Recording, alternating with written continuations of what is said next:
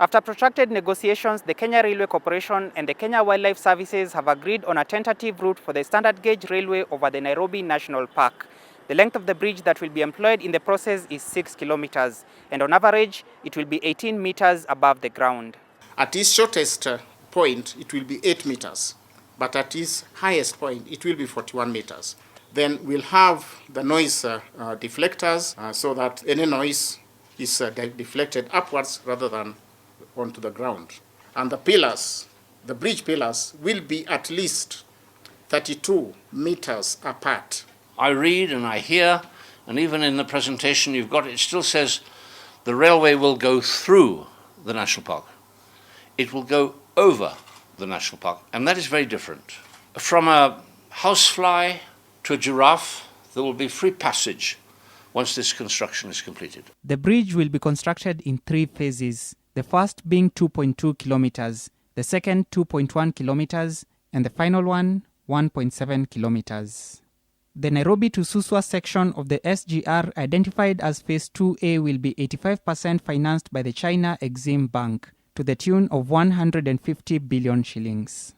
The government of Kenya will finance the remaining 15%.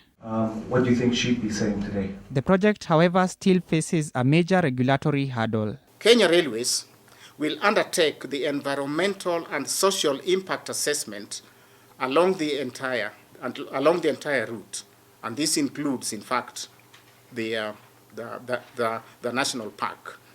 If KWS is not happy, KWS will say to Maina, Rudi, tuongee zaidi.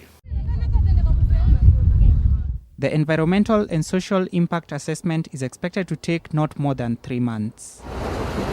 Kenya Railways and Kenya Wildlife Service have encountered fierce opposition from conservationists who are concerned that a railway line in the national park will have an adverse impact on wildlife and, on a wider scale, tourism in the country. The other option that we had also looked at was the possibility of tunneling, doing a 6-kilometer tunnel. So you dig up everything, we do the tunnel, and then we close up, which KWS board completely rejected.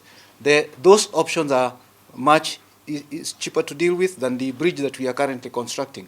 But give and take, looking at the future operational expenses, then that was the best option that we could take in the circumstances. You cannot involve everybody in every decision and make progress.